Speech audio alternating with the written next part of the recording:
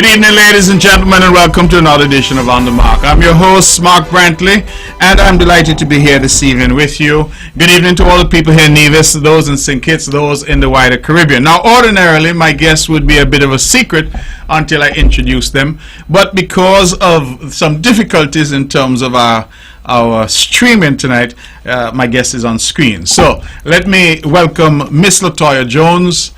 She is a first-timer to On The Mark. And Miss Jones, I normally do a bit of an introduction and then I get to my guest. But since you're on screen, I didn't want people to wonder who this woman was that happened to be on screen here and On The Mark tonight. So, good evening to everyone. Good evening to our friends and family in the Caribbean, especially those in places like Anguilla, St. Martin, Sabre, Statia, those who are down in the USVI, the British Virgin Islands, and those who are wherever you may be across the Caribbean Sea. Good evening as well to our friends and family in Guyana. I know a lot of people from Guyana listen because, of course, we have a long connection now with Guyana, and some of them write to me, social media, they WhatsApp me, they say they listen to the show. So good evening to you wherever you are in Berbice or Demerara or Essequibo, or if you are in the capital, Georgetown, in the heart of Georgetown. I like to say I'm from Soesdijk. I don't even know where Soesdijk is. But wherever you are, good evening to you. And good evening, of course, to our friends and family in the United States and Canada, those in the UK. Welcome, welcome to another edition of On The Mark. Now, I don't even know if anybody's listening to the show because I just left ETW Park, and down there's like FIFA. Down there's like Germany against Italy or Germany against Brazil or something like that. It's a big game going on there between the St. James Primary School, which is the smallest school in Nevis, against the Charlestown Primary School, which is the largest school in Nevis. As somebody put it, David against Goliath. And that's happening now, football finals in the inter-primary football competition, and I was astonished at the crowds there tonight.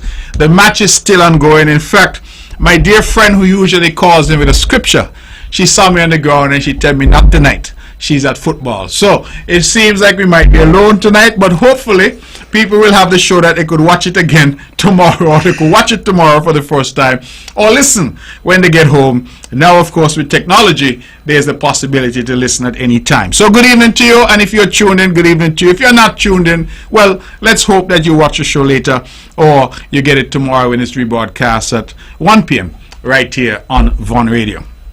It has been, I think, a very interesting week, a week of politics, a week of some intrigue, a lot of developments. I would like to inform that tomorrow I will have the Premier's press conference starting at 10 a.m.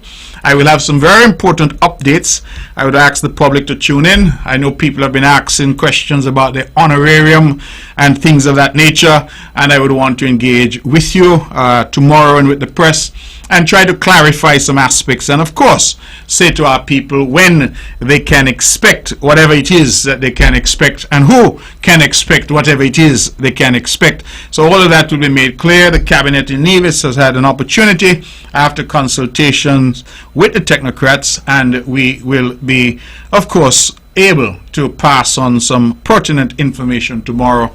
We also have tomorrow evening a consultation for the geothermal project, and I think that that is critical. Of course, NEVLEC is leading the project, assisted by the CDB, and they have CDB and IDB consultants who are here, will be leading that consultation. I think the public consultation is, I would want to believe it's tomorrow. Let me just check quickly. I tend to have lots of information on my phone.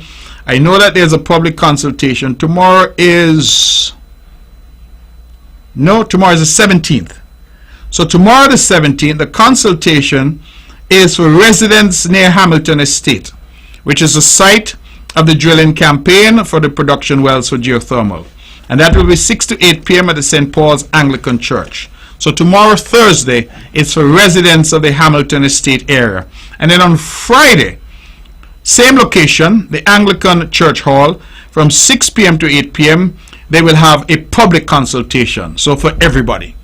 This is Nevis. I'm sure they won't be upset if everybody comes out tomorrow and everybody comes out again on Friday. But the idea is to conclude the consultations. This matter should go to the board of the CDB for the funding that we have been seeking to move this project forward. And the board only meets 4 times a year. I'm advised their last meeting for the year will be on the 9th of December. And they want to get all this done and before the board so that a decision can be made so that in the new year this project can move forward. Now, of course, politics is in the air, and I'm going to talk some politics in a minute, but part of the politics is, of course, people are saying, oh, every election you talk about geothermal. My point, and I keep making the point, that we are elected to serve for a 5-year term, and it has always been our position that we will work every day for those 5 years. If there is something good that can happen on the day before election or even on the day of election, that something good should happen. We shouldn't be saying, oh, we're not going to do this or we're not going to do that, election coming. No. We should be working every day because our term is a 5-year term. So that has been our position. And geothermal, we have been working on it continuously. And it has now got to a point where some of what we've been doing behind the scenes is now coming to the surface. And part of that is that consultation that is happening. So if you have questions, if you have suggestions, if you have ideas, please, the experts are going to be here. Now let me make it clear. This is not a consultation with the government. The government is not involved in the consultative process. This is a consultation with the experts who have come in from the CDB and the IDB to lead this discussion. So I want you to be very clear on that, because I think everybody gets emotional politically and say, we're now going to CCM thing. No, that is not the case. This is something that is being led by the technocrats who've come in from overseas to hear from you. So tomorrow night at the Anglican Church Hall in Charlestown, we have the residents of Hamilton and the surrounding areas being invited. And why them? Because that is where the plant is going to be, right there in Hamilton. And on Friday, we have the general public. So same location, 6 p.m. to 8 p.m. So we are hopeful that you'll go out and be a part of that. Now, to Miss Latoya Jones, we had a launch last Saturday in Barnesgut. I believe that it was one of the most exciting events politically that the island of Nevis has seen for some time. The mood, the atmosphere, the fact that Barnesgut came out and the surrounding villages, in fact all of Nevis came out, and I think that it was executed beautifully. When I got there, I thought it was a music festival type of stage. I mean, everything was in place. It went really well. And Miss Jones, you have come on the scene as a youngster, a young woman, and a young politician. I have been particularly proud of the track record of the Concerned Citizens Movement in terms of empowering women, in terms of empowering young people in politics. Now, a lot of people pay lip service to it, but I think the CCM has a track record of action. It was the Honorable Vance Amory of blessed memory who brought the Honorable Jean Harris into the fold, and we all know that Jean was an unstoppable force. Jean, from the moment she entered, won until the moment she left. She was undefeated, and she handed over that baton in St. James to the Honorable Alexis Jeffers, who has equally been undefeated in St. James. Let me be precise, because there were some federal elections in which Jean lost and some federal elections in which Alexis lost, but in the parish of St. James and the constituency of St. James and the local elections, Jean Harris was unstoppable. Nobody could beat her. Nobody could beat her. And she served with distinction and led some major projects in terms of the development of St. James while she was there.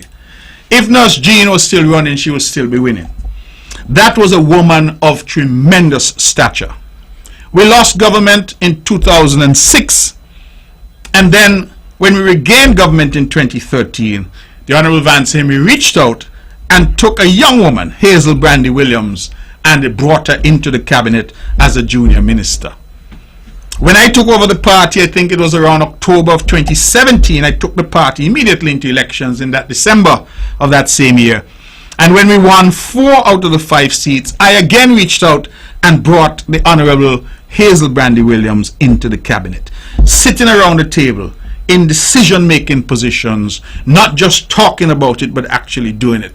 And then when we looked for a candidate in St. Thomas's, we said we needed somebody young, we preferred to have somebody female, and the Honorable Keith, shouldn't say the Honorable, he did not get that designation, but he's honorable in his old sense, because as he likes to say, the King. Yep. So His Excellency, King this and that, Keith Scarborough MBE, endorsed Latoya Jones, and the party has endorsed Latoya Jones. The constituency group endorsed Latoya Jones. But Miss Jones, you're here on the mark. On the mark is a big platform. We're competing with football tonight, but that's okay because people are going to watch it later. But you're here. Now, some would say that coming from Barnsgut and coming from St. Thomas's Parish, which over the years has consistently been an NRP stronghold. In fact, it is the only constituency in the history of Nevis, certainly in the recent history of Nevis, that has never changed hands. All the other constituencies have at some point been one way or the other way. St. Paul's famously goes NRP, CCM. St. John's has gone mostly CCM, but it has also gone NRP. Gingerland at one point, Mr. Ural Swanson, I'm told, ran unopposed for the NRP. That's how strong he was in terms of running for the NRP. By the time Vance Winkworth Amory came on the stage, Mr. Swanson was no more. And so the seats them have gone sort of back and forth. But St. James at one point was held by the NRP. It has now been consistently CCM since, of course, Jean Harris firmly stamped her authority. A woman stamped her authority in St. James. But that parish, that constituency of St. Thomas's, it's greener than grass. It has not moved one bit. It has stayed green. I hear Ms. Jones saying change is coming. It has stayed green. So against that backdrop, as a young person, as a young woman, what would have motivated you to get involved? Knowing that this is almost like the football match being played right now, David against Goliath, St. James against Charlestown Primary. You're running against history, you're running against a party that has been entrenched, you're running against a constituency that has consistently over the years and decades voted for the Nevis Reformation Party. Why would you take on that challenge? Good night, everyone. Before I answer your questions, I just want to say good night to everyone who's listening, who's viewing. I am happy to be here on the mark. I think it's the biggest radio show in St. Kitts Nevis and the region. And I'm happy to be able to share my story and my political journey with you. Now, for me, growing up, I've always been involved. I've made it my business to go out in the community, to be a part of groups, to be involved in church, you name it. My grandmother instilled that in me. In terms of St. Thomas's, yes, St. Thomas's has always been an NRP stronghold, but I think, as I said before, change is coming. Now, I am a person, I love a challenge. And for me, I believe in the foundation of the CCM party. And I said to myself, even though I grew up in an NRP household, I do not believe in the principles. I believe in the principles of CCM because I find that CCM fights for the betterment of people.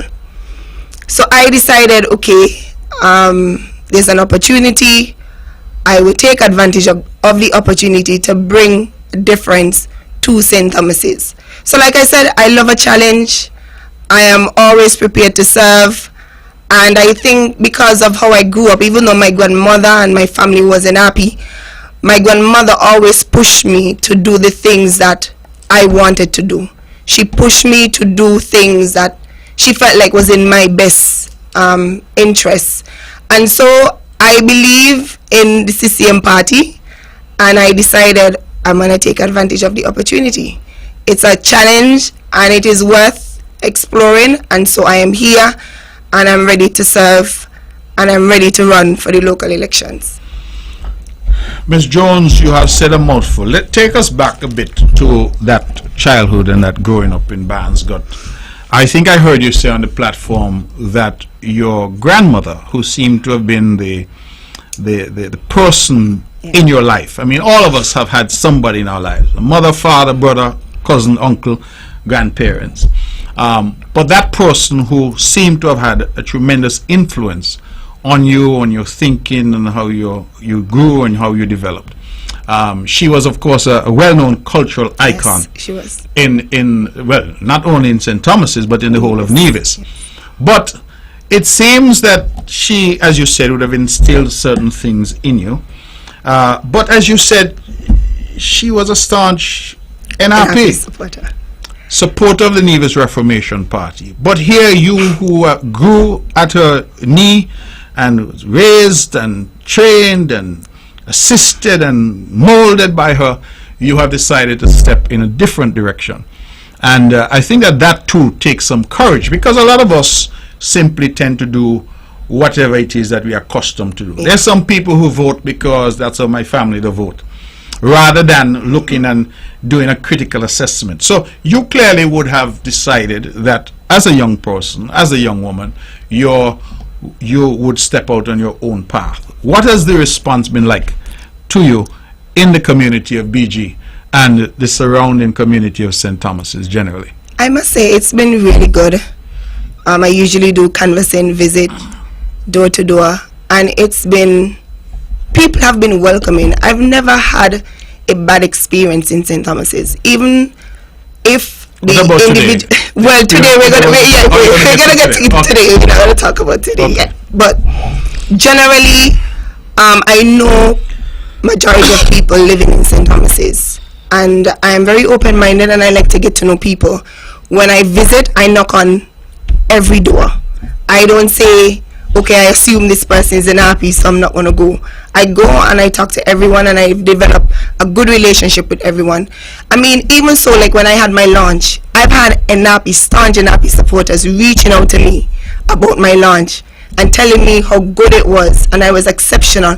And that is the relationship that I have formed with people over the last few years, I would say. So for me, it has been really good, other than this evening. But for the most part, the people have been respectful. They've been quite welcoming, and like I said, I've developed a relationship with a lot of them. Now, you're clearly from Barnsgate. Mm-hmm. You were raised in Barnsgate. Yes. You still live in Barnsgate. Yes. So you have not moved out, except you went away for your education. Yes. So tell us a bit about that journey in terms of your growing up and then moving off to get your education. So I grew up in a household with 13. It was 13 of us. It's a big family, but honestly, I would ask for it to be no other way. It taught me how to be loving, caring, and I was able to have a close relationship with my family and villagers too, because believe it or not, my grandmother not only raised her family, she raised persons within the village of Barnsgate. So for me, I attended the St. Thomas's Pre-School, St. Thomas's Primary School, then went on to the Charlestown Secondary School. When I graduated, I decided that I didn't want to go to sixth form, so I enrolled in the Teacher's Perspective course, and I did go through, and I thank God for that. So I became a teacher at the age of 18. I taught at grade 3 at the Violet O. Jeffers Nichols Primary School, and that was one of the best experiences of my life. I would say to date, they really touched my life, and they opened my mind to a lot of things. Children are indeed our future, and we have to invest the time and energy in them. I taught for a year, then I left. I went to Mono College, New Rochelle, New York, where I studied accounting and with concentration in finance. That too was interesting. I was sharing my story at the sixth form college the other day, because I have no families in New York. I just decided I wanted to go to university, and I didn't want to go to school in the Caribbean. I just wanted to experience a different lifestyle. So I decided that I'm going to go to New York. I had no family, no friends. It was just me getting up and saying, I'm going to do this. So I did. And honestly, that too was a good experience for me. Some of my closest friends to date are those that I've met in university. When I finished, there was nothing in my mind to say, oh, I'm going to stay in the US, I'm going to work, or I wanted to come home, because it was always within me to come back and give back to my country. So I studied, I came back, I graduated in 2012. I returned to Nevis. I was happy to see my family and friends. And then I started to work at the audit department as an auditor. That same year, Culturama called, and they asked for an auditor for the shows for Culturama. Me just coming back and I like to be involved, as I said. So they asked, and I was like, okay, I'm going to do it. Free of cost. I've been doing it since 2012 to now. It's been a long time, but I'm grateful for the opportunity. And I look forward to doing it for many more years, even though now I'm a politician. So I worked there, then I've worked at the Inland Revenue Department as a senior tax officer, Financial Services Department as an assistant regulator in international insurance. I was also the chief executive officer of Olympus Management Services. It was accounting and a bookkeeping company. I then became special advisor to the Premier of Nevis, and then thereafter I was appointed as Senator, Deputy Speaker in the National Assembly. So I can say I've had a history of, in terms of work, and I'm grateful for the experience. It's very diverse, but it has added to who I am today, and so I'm thankful for that. I mean, growing up, I said in Barnsworth, I've been involved in many groups. It's not just work, but I've been a part of the Rotary Club. I was president for 2 years. I was treasurer and also director of community service. I was a part of the steering committee for the Nevis Island Youth Council. I was involved in church a lot when I was younger. I was the secretary and coach of the Gladiators Track Club. I'm looking forward to coaching again. I think the pandemic kind of stalled everything because we had to stay home and it really interrupted the program. But my goal is to start fresh next year because it is something that I really enjoy as a past athlete, and touching the lives and ensuring that our youths go to university, get full education for track and field or other sports is something that I am really into. And I have served also as the secretary, treasurer, and sometimes acting general secretary of the St. Kitts Nevis Athletic Association.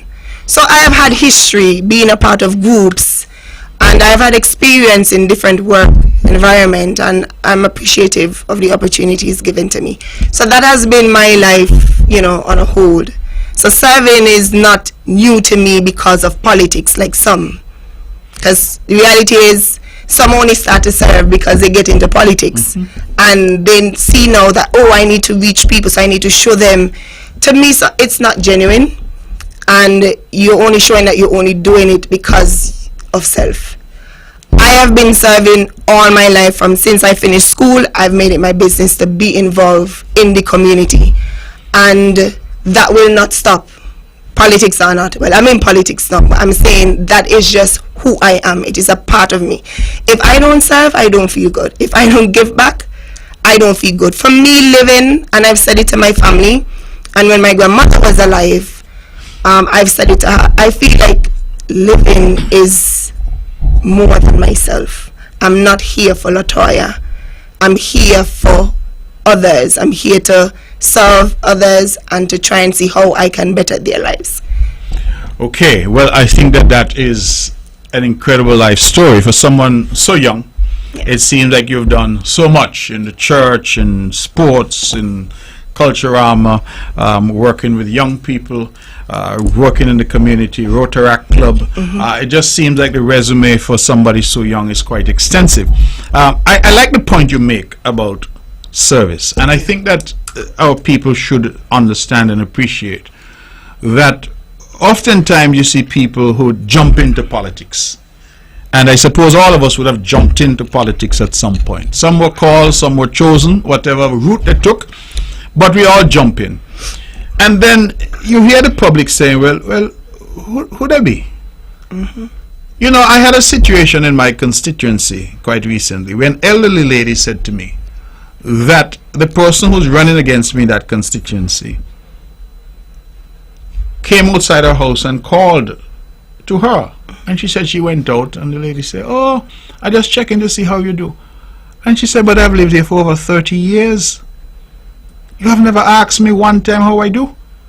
And I think that is a classic example of people who are not, as you say, doing it for the right reasons. People who have not come to it from the right direction. People who, "Oh, I'm a politician now, so let me start to sponsor things. Let me go to church. Let me go and see the seniors now. Let me, you know." And all of a sudden now, they start to come around, and people, and I think, and I always say that I put my confidence in the people of Nevis. The people of Nevis have demonstrated over the years that they know fake from real. They understand almost intuitively people who are genuine, and they look at you, because nothing is a secret in Nevis. So when I got involved in politics, tonight is not about me, but I just will take half of it. When I got involved in politics, I had been on radio, I was in the newspapers, I was a commentator on many things. I had served as chairman of the Constitutional Review Commission for Nevis. I had sponsored everything under the sun in my constituency.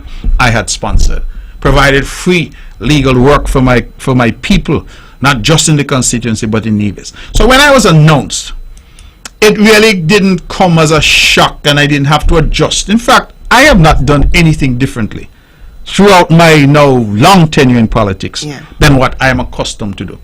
I am accustomed to sitting on the block and talk with the guys. I'm accustomed to sponsor. I'm accustomed to be engaged. I'm accustomed to help. Nothing new. You have some now who, because they are called a politician now, they say, "Oh, I got to go to church. I got to do this. I got to go funeral. I got to what?" And it really comes off in a way. And this, I go back to what this woman said to me. She said she told her, "For 30 years, I've lived here. You have never said hello to me. Now you come by my gate calling because obviously you're running now and you're looking for votes." And naturally, all of us are out there campaigning. All of us are canvassing. All of us are seeking support. Nothing is wrong with that. But I think it goes to the point that you're making. And you hear about some people sometimes who just seem to emerge out of nowhere. You know, I had a joke, and I keep repeating it to people because I think it's so funny. The leader of the NRP, who has been in Nevis now for over 20 years and nobody knew her. The Honorable Alexis Jeffers said that he was speaking to her, and he said to her, "I bet you can't tell me who the 3 houses down from you, who the families are." And I said, "You see, because from home to wherever she going, back home, she not got no time with the families that are in the houses below her. But no, hi, I am so and so, and I am the." It comes off as being disingenuous. And I think, as I said, people know, people feel. Somebody may not like you. Somebody may not like you. But at least they understand that you have been given and you have been in a life of service for a very long time. You're not some Johnny come lately to the idea of service. And I think that's a good platform on which one can embark. Now, I heard you say that you will be coaching next year. And I reflected that with the ministerial load, how would you be still able to coach? Make time. You make time. You have to make time for the people. Well, make time. Well, that's good to hear. That's good to hear. Ladies and gentlemen, if you're just tuning in and listening to On the Mark, I hope somebody could call in eventually and tell me what the score is, because I know there's a lot of attention at the FIFA match that's happening. Charleston won? Oh my goodness! I'm just hearing Charleston won. Congratulations. So if that is the case, then congratulations to Charleston. 3-2. Oh, it looks like Goliath has conquered David. There was 2 games, right? One with I don't know who won the earlier game, but certainly congratulations to Charleston. The amount of orange down in the park, I could only imagine down there must be like Juve morning right now, because you know how Charleston, they're big and boasty whenever they win. So, congratulations to Charleston. Well done, St. James. I think to hold them to 3-2 is excellent, given the size of St. James. St. James has less than 50 students. And Charleston Primary has over 400. It's an incredible story, I think, for St. James to have got this far and to have done this well. And so congratulations to them both, and congratulations to all those who made the Final Four. But let's go back and talk a bit about St. Thomas's in particular. I think that you are uniquely placed, having been born and raised and now live in not just St. Thomas's but Barnesgut, to speak to some of what you see is necessary in that constituency. Let's face it, I think over the years St. Thomas's has not been represented at the cabinet level. From 1992 until 2006, that is 14 years, St. Thomas's was unrepresented in cabinet. The NRP got in 2006, and Mr. Parry, the Honorable Joseph Parry, became Premier. He was the representative from St. Thomas's, and so St. Thomas's had not just representation, but a premiership until 2013. Since 2013, it's been another 9 years for St. Thomas's in terms of having representation in the cabinet. In your mind, why is it important for St. Thomas's to have some representation in the cabinet where decisions are made, policy is created to impact the lives of the people of Nevis? Well, this is a discussion that I've been having when I go canvassing, because I really want the people of St. Thomas's to understand how serious this is. We have to have representation at the table. It is very, very important. When decisions are being made, it is always better to have somebody there than not have somebody there. I am not saying that the government itself is not going to do things in St. Thomas's. What I am saying is, if I am there and a project comes, I can lobby and I can say, Mr. Premier, Deputy Premier, all those who are in cabinet, this is going to St. Thomas's. And so I keep, encouraging and asking for support so that we can have somebody there to represent us, so that we can have more done in St. Thomas's. So that is how I've been, the conversation I've been having with them. And, sometimes I would give examples to show. And I think people are understanding, to be quite honest. And I think from what I'm gathering, people are ready for change. Well, all the other constituencies have been at the table for a very long time. I said that. And St. Thomas's has not been at the table for a very long time. And so I believe that, like you say, it is time for St. Thomas's to change. Because, let's face it, I know that it is always foolish to be overconfident in politics. Yes. But based on the record of this CCM government, and it is a record on which we shall run in this election whenever it's announced, I believe that the people of Nevis will understand that we have performed. Despite losing 2 years to COVID. And I know the opposition doesn't like to hear that, because they like to suggest that COVID did not mean anything. But the entire world was brought to its knees by COVID. And it is only through the grace of God that we had steady leadership at the time of COVID, that the island of Nevis continues to stand today. Because I think different leadership that wasn't steady, wasn't stable, wasn't thoughtful, wasn't prepared to listen, was leadership that could have plunged us into complete chaos. It was a difficult time, but I think when we examine what happened during that COVID period and the management of Nevis during that period, the way that we reacted early, set up our own task force in Nevis, the way that we made a decision to ensure that our public servants were paid in full and on time, whatever we had to do, because we could not retrench or lay off people. Such were the difficulties out there. The way that we were able to move in terms of our schools, to bring into being this blended learning, some at home, some on Zoom, some in the classroom, and refitted and retrofitted our schools. The way that we shifted all of our resources from other projects that we were planning to do to health. Got new ambulances, invested in ventilators. We went from 2 to 11 ventilators at the hospital. We invested, we transformed the delivery of health services. We did so much, pivoted towards food security, ensure that what little money we did have, we made it available to our farmers, our fishers. We made it available to our livestock farmers to ensure that we had food security. Why? We were, of course, concerned that if the boat stopped coming from Miami, what would we do? So this government was thoughtful, and then in the height of COVID, we created a movie industry here on the island of Nevis because we were trying to think outside the box. Employing many people. Employment. So this island was managed effectively during this period.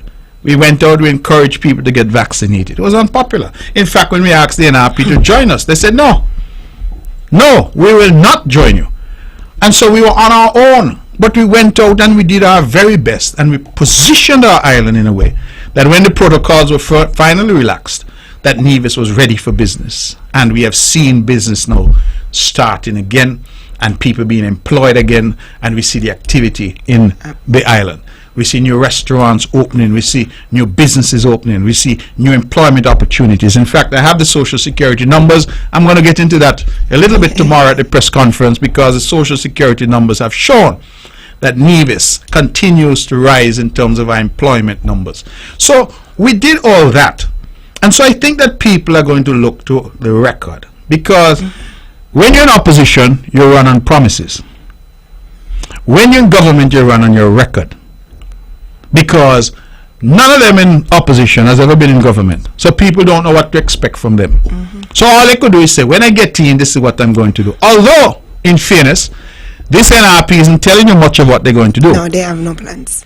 Because when they engage, it's always about cussing somebody, Yes, exactly. criticizing somebody, or causing confusion, showing up to people's events. showing up to events and causing confusion. You're really anxious to get into that event from this afternoon. I don't know if the videos have gone viral yet, but I think they've gone viral and they're trying to put a twist to it. Ms. Jones, tell us what happened this afternoon. I want to hear your version of So it. today, Yes. I've been having this initiative. It's called On the Block.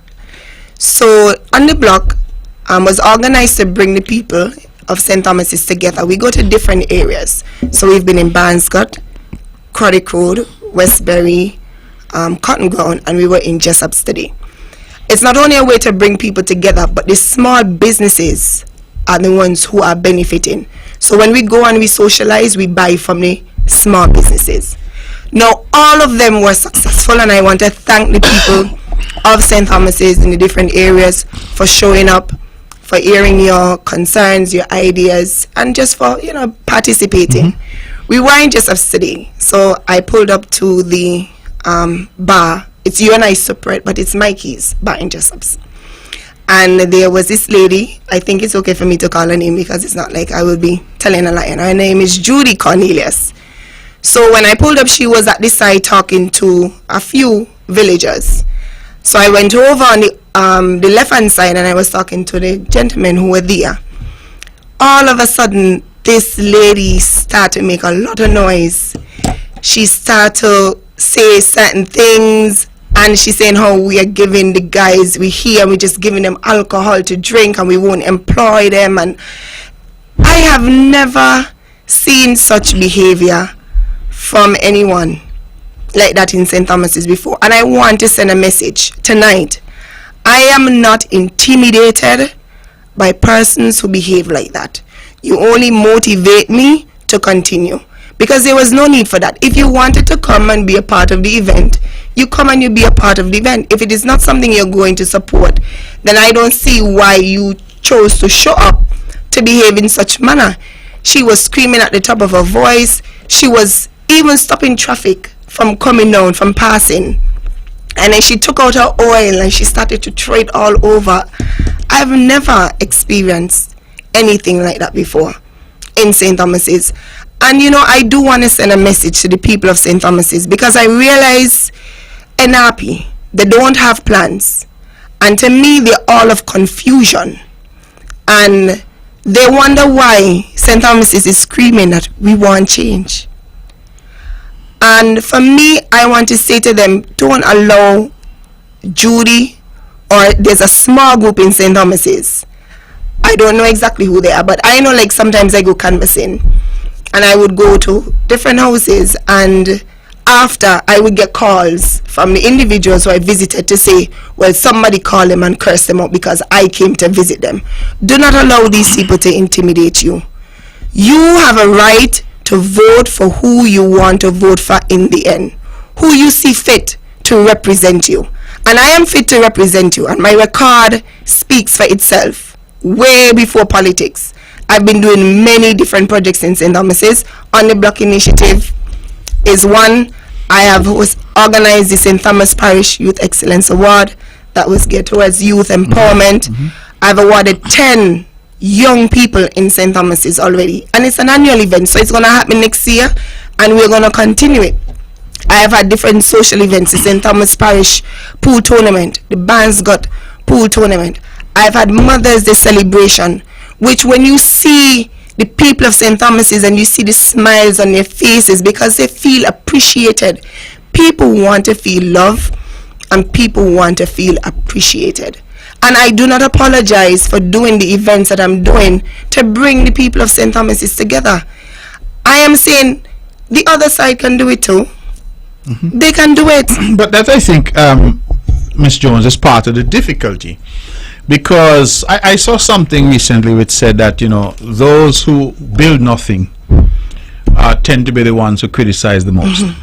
And the people who are criticized, the people who are constantly being talked about and being talked about in a negative way, tend to be the people who are going out there and trying to do something. Now, I'm not saying that everything we do is perfect. It won't be. But at least you get up every morning and you try. You have some people who get up every morning, and it looks to me like their purpose is to see what confusion I could cause today, what cussing I could cause. And I give you an example. The NRP, for whatever reason, decide they're having a march against electoral irregularities. The NRP of all parties, the only party in the history I don't mean to laugh. of the island of Nevis, in fact the only party in the history of the Federation, has been found by a court of law, not only at the High Court but on the Court of Appeal. And when I saw my good friend Hensley Daniel leading the troop and parade, I said to myself, well, Hensley must have lost his mind, because Hensley has been immortalized in the law books as the only person ever in our history to have had his election overturned as null and void. In fact, he might as well go and change it but paper and put null and void Daniel. So when I hear his voice and he's leading the charge, I said, but Hensley, you should have stayed home. And I am confused. I am wondering whether or not the NRP feels that the people of Nevis have forgotten what they've done, because they corrupted the electoral system. Since we have been there, we have had a number of elections, and I see they keep going after Mr. Bailey, Mr. Elvin Bailey. But Mr. Bailey has more integrity in his little toe than the NRP has in the context of electoral matters. The NRP is in no position to lecture anybody about electoral matters. Mr. Bailey, I believe, was there for the 2017 election, if memory serves. He was certainly there for the 2020. He was there for the 2022. I never heard anybody suggest anything untoward. What we have is a set of noise being made. And lies being spread. Right? They're corrupt. Can you tell us what is the corruption that you complain about? Right? They say, for example, that CCM is padding. You can't pad no voters list, ladies and gentlemen, in Nevis, because every name that goes onto the voters list, there's a process for people to object and have a hearing, and until that is complete, the person doesn't go on to the final list. So this notion that you're padding lists and you're engaging, we're padding the list in St. Thomas's. It is abject nonsense. But you know what it is? They don't know the people because they have not been doing the work. Listen, you know what it is? I'm going to tell you what it is. You see, if I were to line up in a race against Usain Bolt, I don't tell myself I can't beat Usain, you know. So right away I start to say, Lord, my hamstring, them ain't so good, you know, my hamstring. I have a hamstring problem, you know. I start, before the race, you know, I start to say, the feel kind of wet, I don't like running on the wet surface. And you start, NRPs are already making their case for when they lose. That's all that's going on. I feel so too. So they have this big march in town. Somebody said to me that it was one of the carnival troops getting ready for Sugar Mass. They got this big march, so they're marching. Now, there was a young lady who had a placard, and her placard said something about early kidney screening saves lives. I thought to myself, that is the only sensible young lady was in that march. Because some of the other nonsense that they had talking about did not make any sense at all. So I got it from Facebook, That's where I saw it, because I was in an island. And put it up and said that this young lady, to my mind, is the only one making sense. The next thing I know, somebody sent me something where they say, oh, I'm attacking the young lady. I need to apologize to the young lady. I am this. And I said, how on earth could a statement that this young lady is the only one that is making sense be an attack on her? Then I put up the other day some photos of the hospital project. The hospital has now is in some stage of being painted. I thought that the place looked beautiful. I put up them photos and I said we are making progress. That's what I said. They go and put up pictures of the interior and I said the hospital is finished, and I'm saying, do we have a cognitive problem? You think we have a language problem? You think perhaps when I write or when I speak I should do so in Espanol or en français? Because I don't understand that we're speaking English. And people who should understand English don't seem to understand. So if I say, I visited my house that is under construction today, and I'm making progress, that means the house is completed? And these are some of the things that they just make up. But you see, every day they go searching. What can I find? What can I say? Instead of saying what the plans are. What are your plans? They don't have any plans, so they just continue to cause confusion. Like, I was really, when I was at the event today, I stayed and I just looked at her and I smiled and I was like, so you don't want these small businesses to benefit? You don't want, you don't want me to at least try to help? I'm helping. The issue is that they didn't think about it. But then that is, it didn't occur to them. But if it didn't occur to them and they think it's a good idea, then do some of their own. Exactly, and that's what I'm saying. They could get involved and they can do stuff too. Do some of their own. But I recall when you contributed to the bars, you did a thing, right? The drinks. When you gave some drinks, donated some drinks to the various bars. It was a big thing. Oh, you're giving drinks away and about money. And my thing is, I would always continue to do projects that would be beneficial to the people of St. Thomas's, and I want them to realize that, to recognize that. I am not one who would get caught up in the noise and the confusion. For me, I just continue to work because I could relate to the issues. I could sit with somebody in St. Thomas's and say, okay, we grew up together, this is what we face. I know. So we all get along, and my thing is I'm trying to do what it is I have to do to make a difference. Now today I just couldn't believe she took a drink. So after all that, she still took a drink? Yeah, she took a malt. She took a malt. She said we're giving them alcohol. I don't even know if she knows we're giving them alcohol because the drinks were in coolers. There's soft drinks. But she took a malt. There's also food and everything. But she took a malt. Yeah, she took a malt. Okay, well that's good that you at least were kind to let her have a malt, notwithstanding that she was disruptive. But that's the thing. I mean, I reflect, for example, on the nomination day for the federal elections. We happened to bounce up in town because both parties ended up in town. We're playing our music. Oh, I remember. People enjoying themselves. And he stood in the road. This individual stood in the road. Stood in front of the Premier's official vehicle as if he's daring us to hit him.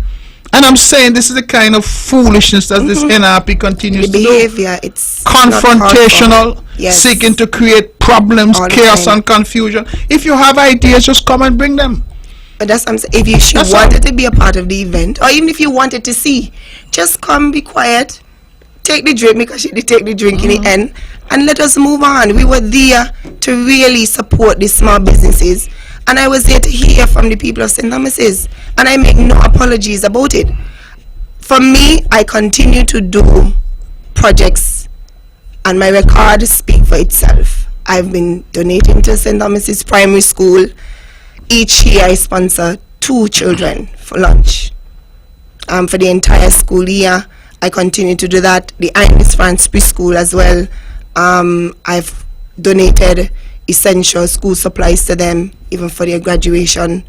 I donated gifts. So I continue to play my part, and I want to encourage other young people in St. Thomas's to do the same. You don't have to have $1 million to make a difference. You don't have to have, you don't have to be rich. You don't have to have fancy stuff. To me, it just takes even going to the school and reading to the children. Reading a book, it doesn't cost you. Meaning it would take time, but it is okay. I am just encouraging young people to get involved. And to step up. And we need it. And St. Thomas's has such a wealth. Yes. The people of St. Thomas's, I mean, I confess, and I'm making a confession tonight, that I did not know a whole lot about St. Thomas's. You know, I came up and everybody said, you know, St. Thomas's is NRP and things like that. But I now feel so welcomed in St. Thomas's. People are friendly. In fact, I was walking on the road in Barnesgut. I was walking on the road in Barnesgut one Saturday, because I think everybody knows that I love Bit's food. You know, I go by Bit. I know. Bit has the best fried fish, in Nevis. And so I go there all the time. Bit, if you're listening, good night to you. And good night to the whole posse. But you know, I was walking on the street and this fella said to me, boy, you walk like you're a BG man, you know? And I thought it was a compliment, because I said, you know, it was an area that honestly I did not know a lot about, but I've gone into cotton ground. And the people are wonderful people in St. Thomas's. They are. And as I said, there's a wealth of talent. And so my view is that, like you, we want to encourage, not only in St. Thomas's, but across the Island of Nevis, for people to get involved. And you're right, because a lot of people feel like, oh, if I have money or if I got whatever, I could. But the reality is something simple. Something simple like your time. Yes. If you don't have money, that's okay. Go, as you say, go read. Go help the school. Do something. Like we did when we painted the school. But yeah, you were at the school too, weren't you? Well, that's what they said. They said I was there. I wasn't there, but they said I was there. But that's what I'm saying. Ladies and gentlemen, it is 8 minutes to the hour of 9 o'clock. We're having a good time here. Again, if you have just tuned in, you're listening to the Eastern Caribbean's only powerhouse, VON Radio. This is On The Mark. I'm here this evening with a very special guest, Miss Latoya Jones, Senator Latoya Jones, who made history by becoming the first ever female from Nevis to be a nominated senator in the National Assembly, and the first ever female from Nevis to be Deputy Speaker of the National Assembly. And I believe that those who saw her as she took the chair there for the first time thought that she had been doing it for a very long time. She had a lot of poise, and she really delivered herself admirably. Now, Miss Jones, this is your debut on a pretty big platform, because On The Mark is really widely listened to. Give the audience a sense of what maybe some of your plans are for your beloved constituency and community of St. Thomas's. Okay. Job creation is one of my top priority. When I did my launch, I did say we'd be hosting job fairs with businesses in St. Thomas's and outside. Have job fairs in the area so people can come and see what jobs are available. Also training in resume writing, interview skills, because those are important when you go and try to get a job. In terms of small business, my On The Block initiative, that would be continued. All the projects I listed before would be continued, but that one specifically would be continued. We'll be having training for small businesses in accounting, financial management, advertising, because I think small businesses are facing an issue, especially when it comes to advertising their business. So we'll be having training in those areas. Land and housing, I'm just trying to go as much as top off of my head. For land, we know the issue in St. Thomas's when it comes to land, especially for the people of Barnesgut, because we are surrounded by prime lands, which is quite costly. And so the people there, we are unable to afford the lands. We've had town hall meetings in Barnesgut, and we are currently negotiating, we meaning the government is currently negotiating with the owner, Karaja, to swap lands for the people of Banskot so land can become available for the village to expand. So that is something that we are working on, and we are also looking to see lands throughout St. Thomas's that the government can purchase so that we can have more housing development. St. Thomas's is an area where the government doesn't have much land, but once the price is right, we are willing to purchase land and to build or construct more housing development for the people. So the one for BG's for Banskot in terms of land is really dear to me because I'm from Banskot, and what we find there is that the village is small, and the young people especially, we are having to migrate out to seek homes or to live other places, and we really don't want that because we don't want the village to die. And so I'm happy to be a part of the plan to get the lands for Banskot. It's under negotiation, as I said, and I'm hoping that that would be finalized soon. So I am looking forward to that. In terms of education, a new and improved St. Thomas's Primary School, and I want everyone to know that these plans, I didn't just sit down and come up with them. I want people to know that I've been having discussions with the people, and it is based on what they've been telling me that I put my plans together. I think a unit was done at the school in recent times. It's an upstairs and downstairs, but the main building for the school has been there for a long time, and so we want to have a new building constructed, and I'm looking forward to that, sometime in the near future. One of the other goals is to develop a St. Thomas Parish art studio for persons who are skillful.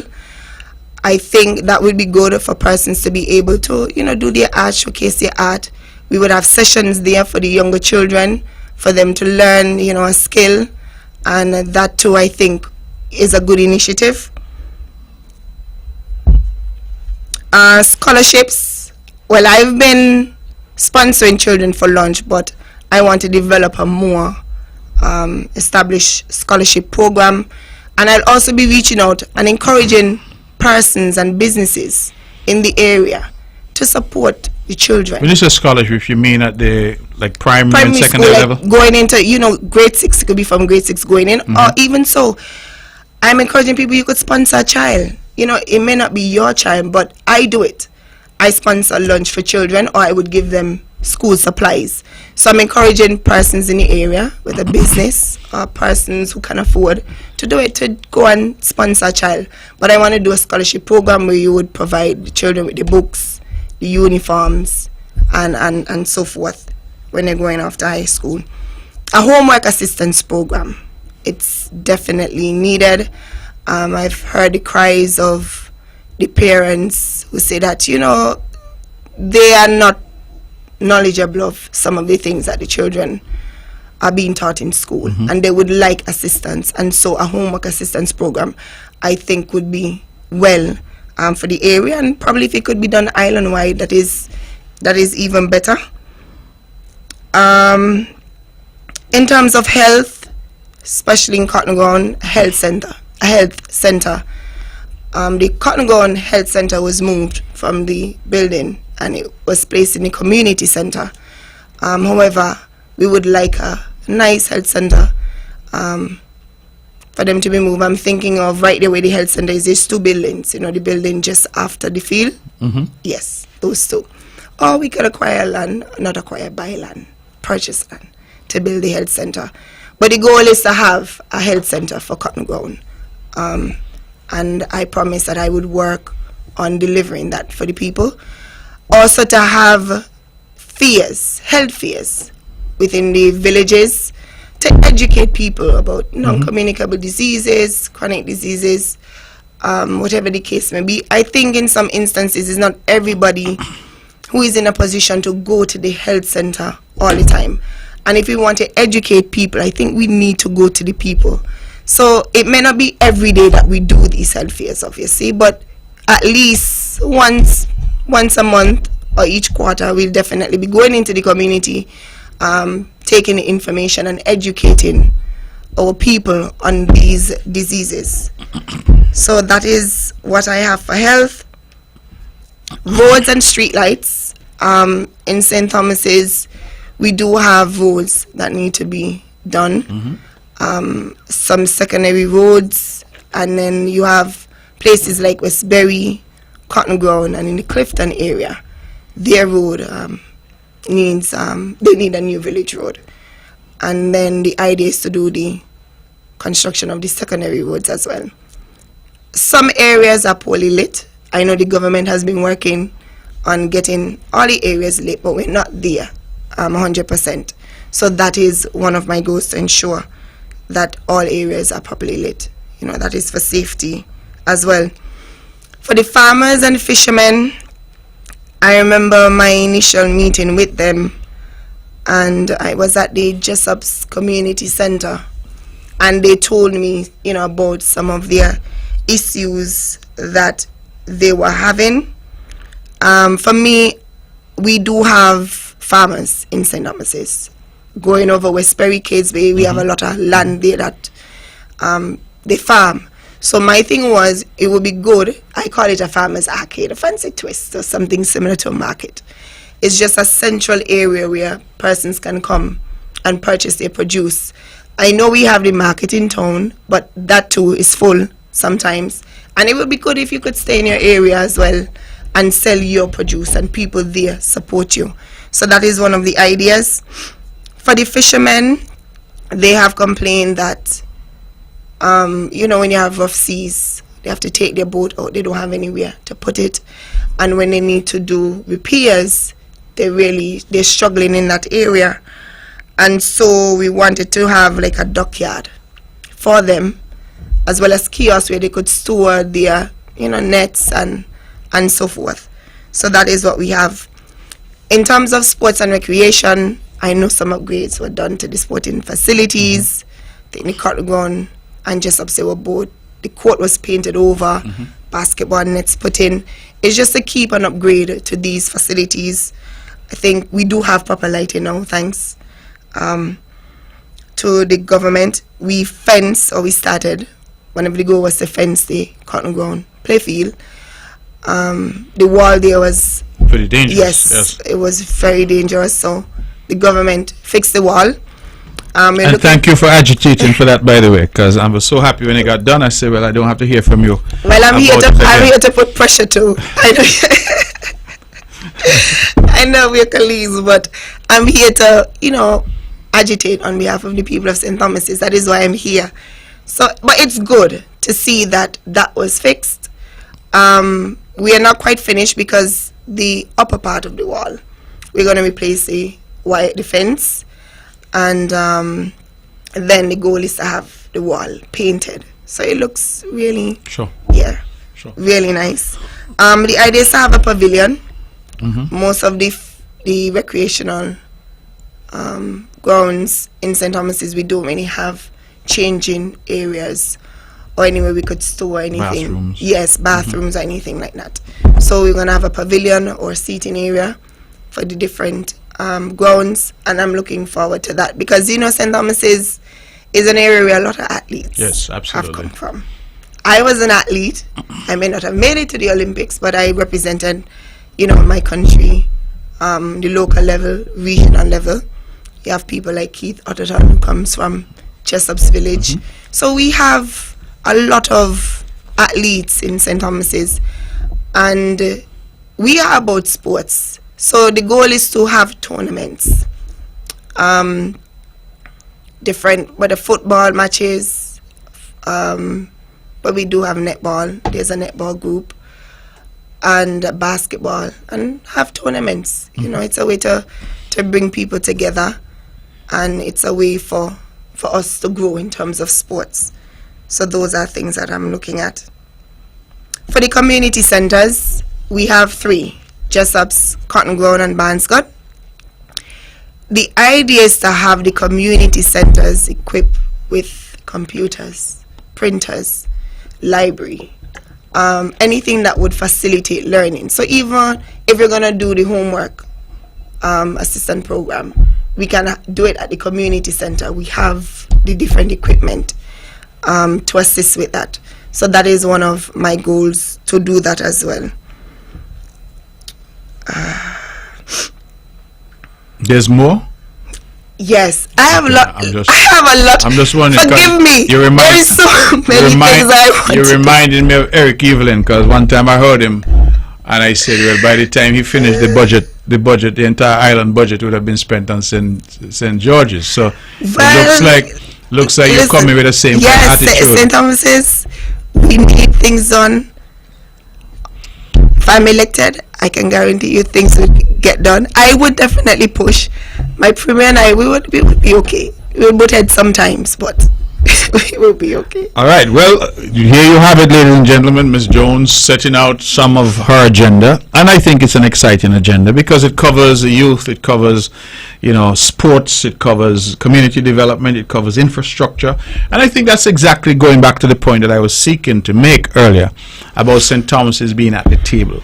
And let me tell you all, because some people may say that it is not necessary. Let me tell you all, in cabinet, resources are always scarce.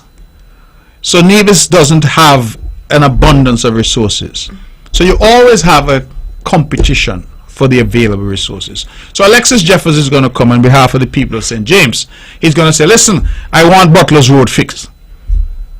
And then Eric is going to say, listen, I need Rollins Road fixed. Spencer Brand is going to say, I need Ramsbury fixed.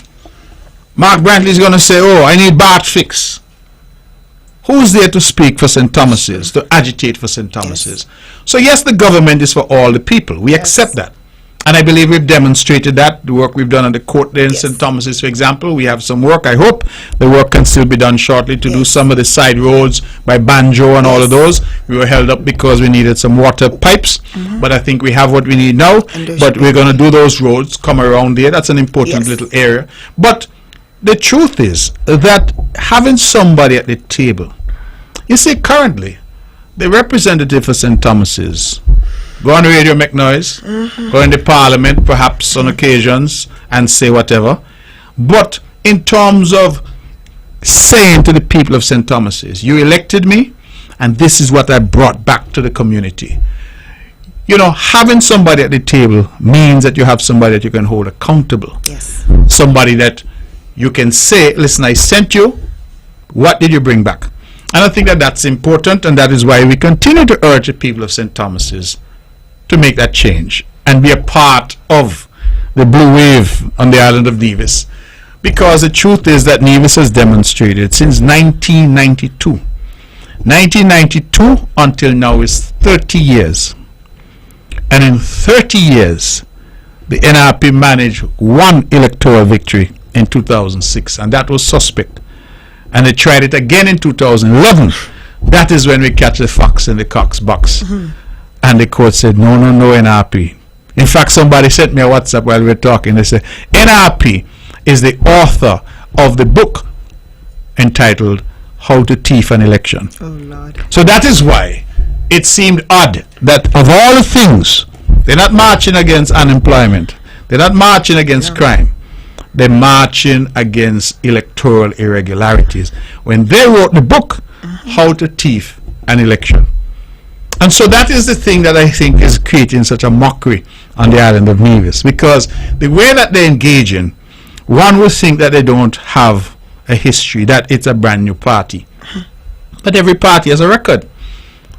And you must take the good and the bad. The old NRP, for example, of Sir Simeon Daniel, did some phenomenal things on the island of Nevis. Incidentally, he was from Barnesgate, just like you. Just like me. But he did some phenomenal things on the island of Nevis. Bank of Nevis, Sixth Farm, 4 Seasons. Right? So we have to give credit where credit is due. But this NRP is a horse of a different color. It's completely different. And you listen, and sometimes people would send me clips because my tolerance for foolishness is quite low. So people would send me clips because I can't sit down for 2 hours and listen to people just rant for 2 hours. So they would send me a clip here and there, and I listen and I say, okay, well, why are they so angry? I I'm asking the same question. I mean, that's the thing that really bothers me, because Really this, at the end of the day, we support different political parties. We may have different ideas about how to develop the island, but we all know each other. So some of the venom that I just can't fathom, and you know what I find is interesting? I can't find anybody in CCM that behaves that way. Sometimes when you listen to these guys on the radio, and you know what? They say it's all, women and empowering women and all that, and that's fine. But I don't know. That's fine. Well, I've been attacked all the time, and they're talking about women empowerment, so I would think that I'm probably not a woman. Well, I guess they want to empower some women, but not all women. I guess so. But when I hear this same old, tired, old drum beating, because it's the same messengers. So you have a brand new team. You have a brand new leader who comes and says, after all these years, I'm now 62 years old or whatever, and I come now to lead Nevis. Right? You have candidates like my cousin Patricia Bartlett, who's also about 62, who's now retired, got all the extensions that we allowed under the law, and still wanted more. She's not CCM? She used to be CCM. I don't know if she will still vote CCM, but she definitely came out of the heart of CCM. But Pat, who's a CCM, is out there, again, brand new, and saying that she wants to lead. You have some others. I mean, young Rohan, is his name Rohan? Isles, Mr. Isles. Yeah. I keep saying about Mr. Isles, and I don't talk too much because Eric told me not to bother to, waste too much time and energy. But I keep saying that the NRP was not Mr. Isles' first choice. It was Mr. Isles' last resort. Because Mr. Isles wanted to run for CCM. He was going to form his own party, and then he end up, what do they call it? Somersault, Kinney Cat, and wind up in NRP. So he wanted to run for CCM. Went out and said after that failed, he going to form his own party. I think they had the color ready to purple. Purple. Yeah. I think it's purple. And then after that, Kinney Cat and find himself in NRP.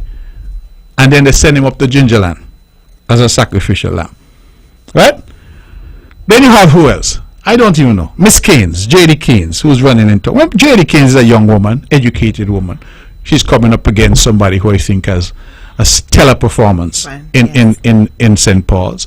So that would be an interesting race. And then you have Cleon Stapleton Simmons, the Honorable Cleon Stapleton Simmons, who again came out of nowhere. Nobody had ever heard of Cleon Stapleton Simmons in the context of politics, service, community. Or Cleon wasn't even living in St. Thomas's. I have to share a story. So I saw a post. Somebody sent me a post, and the post said that my grandmother, my great-grandmother, endorsed Cleon as a candidate, but my grandmother would not have supported me had she been alive, right? Because, she wasn't happy. But the funny thing to that story was, I remember it was during Valentine's Day. I was doing, and that's another project that I do for Valentine's Day, to distribute, show love to persons in St. Thomas's. I've done seniors, young mothers, and young fathers. So one Valentine's Day, I was doing distribution. I just left my grandmother home. She was good. I left her and I said, I'm going to go do this and come back. When I came back, I realized she had another gift. So I said, oh, this is nice. Who gave you this gift? She said to me, she don't know who the woman is. So I said, you don't know who the woman is? She said, no, she came with some other people. I know it's people from NRP, but I don't know who the woman is. So she then started to ask me who the woman is. So I said to her, well, mommy, I call her mommy, not granny. And I said, well, mommy, you are very wrong to allow people to come into your house and give you gifts, and you don't know who they are. Now I want to send this message because I've been told about my great-grandmother. May God bless her soul. Everyone in St. Thomas's especially knows how dear to me my grandmother was. And when you're going to use my grandmother to get at me politically, part of me, I do not like it, but it is okay. It is something that I can live with. Now, what I want to say is, because I've been told she's rolling in her grave too, about me being in CCM, but I just want to put this on record. My grandmother was the first person who knew that I was going to, I'm pursuing or aspiring to be a politician, and that I would run for CCM. It was no secret from her. I hid nothing from my grandmother. I told her everything. I sat her down. When I first had the conversation to her, she said she was excited when I told her, and then she said, but which side? And I said to her, I want to be on CCM. She said, but why you couldn't come on my side? You know, initially it is okay. She would feel some type of way because she grew up and happy. But I want people to understand that my grandmother loves and she supported me despite her political affiliations. I remember when we had the convention. Remember when I spoke for the first time at the convention? I left home. I went with my grandmother, my great grandmother, and we were there, and I was sitting on the bed she was laying, and she said to me, I will never forget, she said, Latoya, I'm proud of you. And she said, I wish I could come with you, because then she was, getting ill. And I said, okay, but I'm going to go, I'm going to give it my best. I went, gave my speech. After, I think other members of the party, went other places. I jumped in my vehicle. I went home to my great grandmother. And we sat there and I told her about my experience, and she always told me how proud she is of me. So yes, my grandmother wasn't happy, but I want people to understand that I am her grandchild. And to me, I have my mother, yes, but she raised me. So she's not going to turn on me for anybody else. And I know they tried it when she was alive. Believe you me, there were many times that I had to just walk away from situations. And it just shows me that my decision to be a part of CCM is really better than following in my grandmother's footsteps. Well, I don't know why NRP would want to have that debate about who would endorse and who else, because I was endorsed by the founder of the Nevis Reformation Party, Sir Simeon Daniel, our national hero. In fact, I'm sure we have the clip here somewhere, and I'm sure during the election cycle we will play it. So if the founder of NRP endorsed me as a candidate for the CCM, then why do they feel that your great-grandmother, who you grew up with, who raised you, would have somehow abandoned you? And you see, the thing about it is very easy for us to talk about what people who have gone to the great beyond might do or might not do, because we don't know. So we are engaged in speculation. I know that Sir Simeon endorsed me because he did so publicly, he did so on radio, and as I said, we have the clip. So I don't see there's any value to that type of engagement. You have spelled out a lot of ideas that you have for St. Thomas's. I think that you have to prepare yourself, and I'm pretty sure you have been preparing yourself for the inevitable attacks, because they will come. I have been disappointed, frankly, that you haven't heard from the NRP, a party that staked out the position of saying that they were about empowering women. You haven't heard those words of welcome, those words of congratulation, because it seems to me that while they give lip service to empowering women and youth, that really that's all it is, lip service. It's like, oh, I'm a woman, so vote for me. But if you are a woman on the other side, something is wrong with you. And I think that that is unfortunate. It is. But it is 20 minutes past the hour of 9 o'clock. I'm having a conversation on the mark with Miss Latoya Jones, Senator Latoya Jones, the Deputy Speaker of the National Assembly and a nominated member in the National Assembly. And she was recently declared the candidate for the Concerned Citizens Movement in the parish of St. Thomas's, Nevis 5. And she will be contesting the election whenever that election is called. People have been asking me, when is the election? In fact, I was at a funeral today and I sat next to my good friend, a retired reverend, and he asked me, when is the election? And I told him I'm praying about it. So we will know when we will know. And, even that. And I say, Ms. Jones, that this is some of the nonsense that you hear. The NRP ran maybe a 3-year vociferous campaign. I could hear Patricia Bartlett sitting here every Tuesday talking about 2 salaries being immoral and 2 jobs being immoral, and you can't do 2 jobs. They went so far that they changed their constitution to forbid them from running twice, locally and federally. Then what has happened?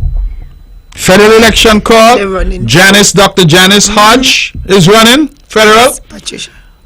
Dr. Patricia Bartlett ran federal, and Mr. Rohan Isles ran federal.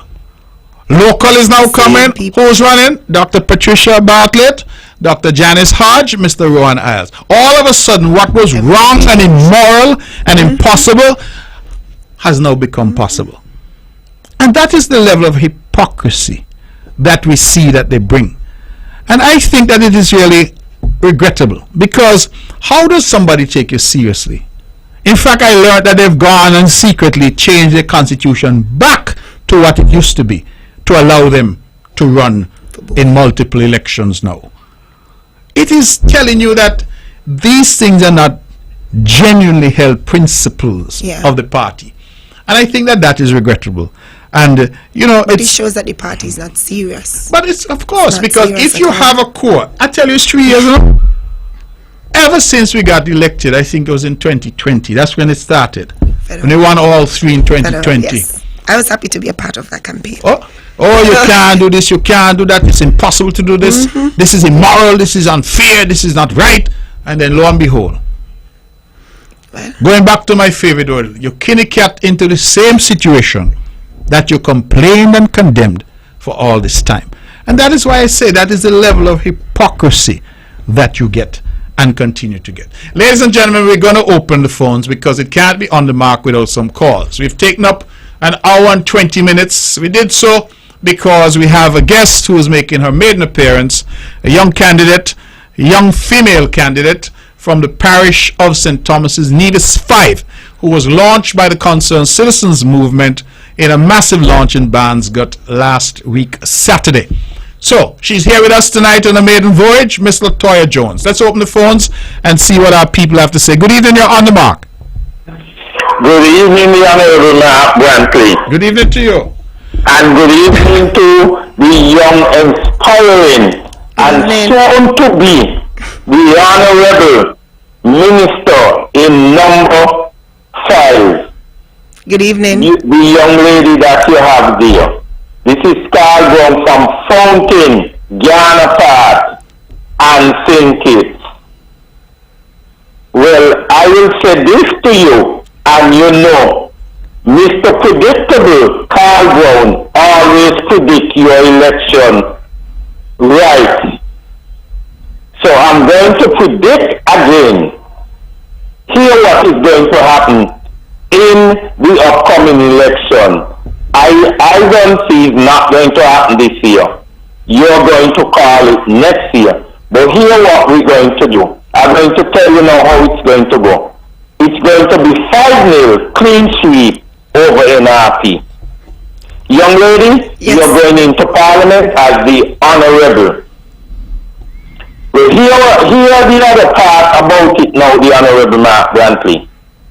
I want this to be the last election that you have the election date in your back pocket like it's money in your wallet. We want an election date set that everybody will know when there is a local election in Nevis. I have been calling for the same thing in St. Kitts for the past 3-4 governments that we would have a set election date, that what is happening in Dominica now, that there is only the government running because the opposition is screaming foul that they would not take part in the upcoming election on December 6th because they were caught with their pants down. Why they allow themselves to be caught with their pants down? Mr. Brown, you can hear me? Well, that is their fault. Remember, the Prime Minister, the Premier, or President, or whoever, have the right under the Constitution to call election anytime. Yes, but I'm saying if you are in a race and you know what the rules are, Mr. Brown, you know that the Prime Minister or the Premier has that right. Then it follows that you should be ready. Let me use an example for you. Right. Let me use an example for you. Team Unity won an election in 2020. Yes. Team Unity then collapsed.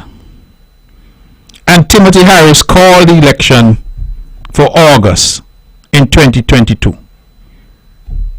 What you're saying, Labour should say, well, Lord, we're not ready? Labour had to have been in a state of readiness all the time, because Well, that's what they were saying. you don't know.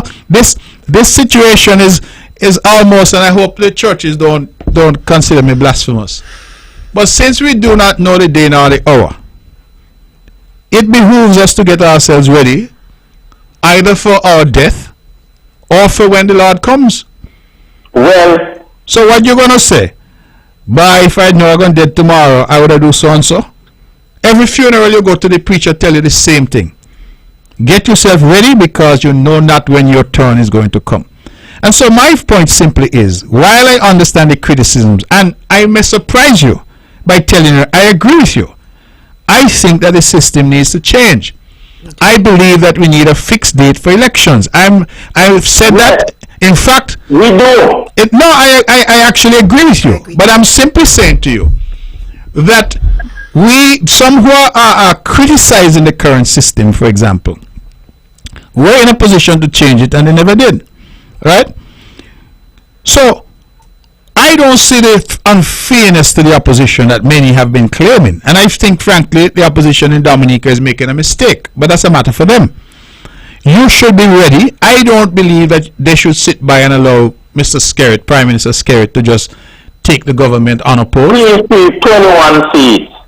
I don't think they should allow him to take the government Unopposed. That doesn't make any sense to me. You go out and you contest, and you go out and you fight. You may fight and fail, but you fight nevertheless. Right? So that is a matter for them. But I'm simply saying that you're not prepared cannot be a reason when you know the rules. It can't be a reason. You can't go in the 100. You can't go in the 100-meter at the Olympics, false start, and then say it's not fair that they throw you out of the race. You know what the rules are before you go in. Yes, go ahead.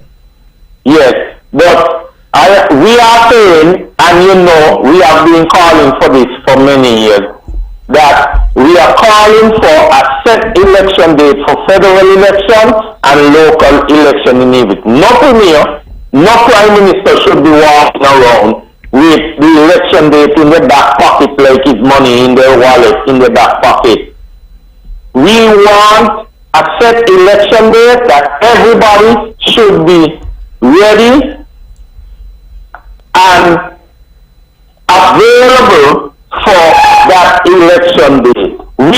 We back here in the Caribbean is too labor and too unset for that, and we need constitutional reform in a number of ways, because all of us, including the voters, for many years have been saying that a number of things need addressing, need refurbishing in the Constitution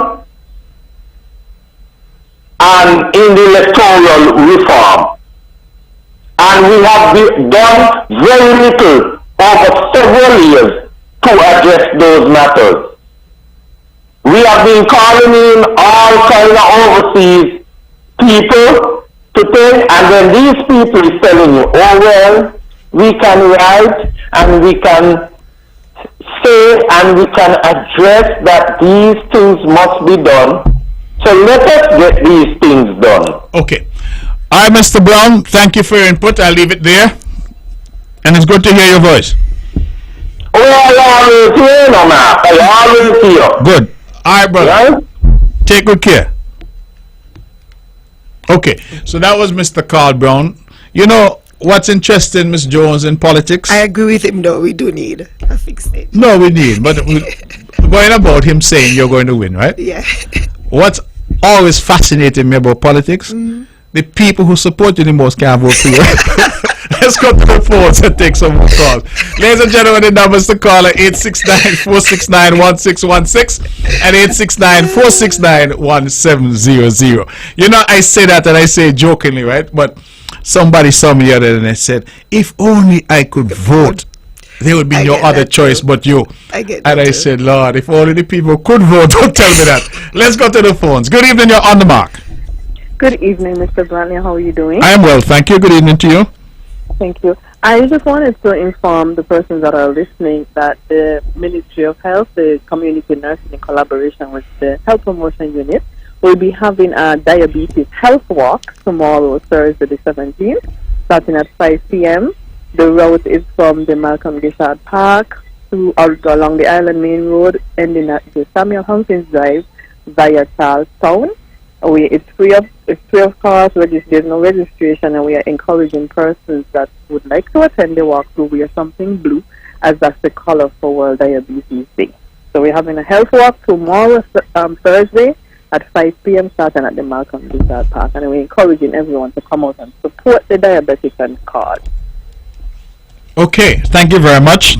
And I think I recognize the voice, always calling in and making the case for health promotion. Very important work and to make our people aware.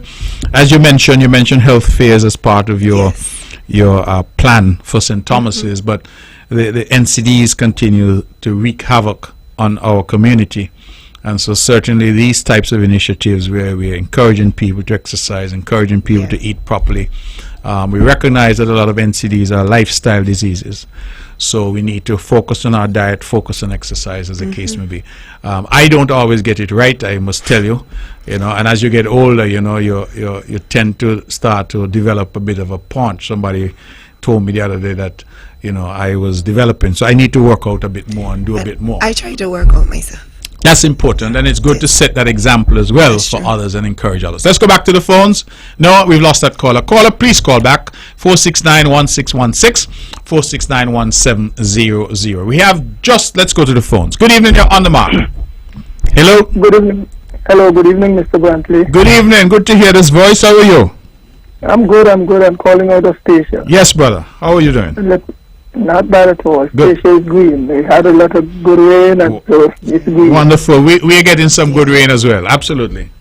Yes. Let me say congratulations to you, or good evening to the Honorable Deputy Speaker of Parliament. Good evening. Thank you. Good evening. I don't know you, but as usual, I say, when someone throws their hat in the ring, you'll expect anything but congratulations and best wishes. Thank you so much. And just push on forward. Will do. Okay, all the best. All right, Thanks much. All right, thank you very much for that. My brother always tuning in from Stacia. I really appreciate it. Let's stick with the phones. Good evening, you're on the mark. 469-161. Hello? Hello? You're on the air. Go ahead, please. I was thinking about that guy who just called in just before. Mr. Politics? No, this was another gentleman called Mr. Brown, Carl Brown. Hello, sir. Yes. So I remember him supporting Timothy. Yes, at some point. And I've never heard them talk about before that they want to have the election, a set date for the election. Set date. But it is something that Team Unity had promised as well, If I recall correctly, it was part of our sort of range of issues that we said needed to be addressed.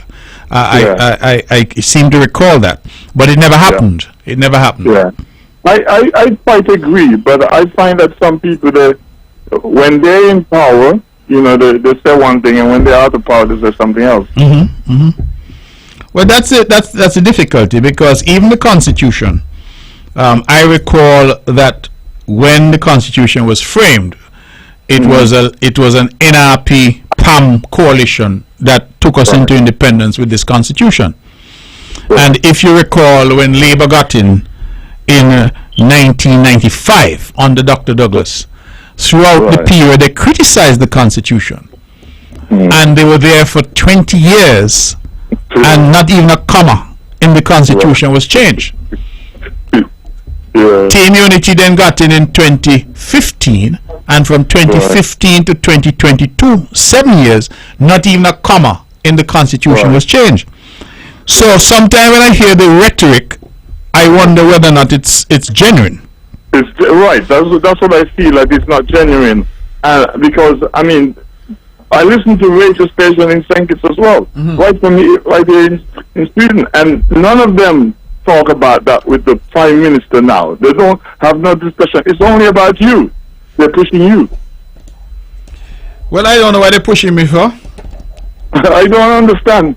You see, well, you have been an exceptional person to be open in politics. You've brought in, an honest, open politics to Nevis and to St. Kitts in extension. So I guess that's why they're pushing you, because I think that you would be able to, stimulate it across the region.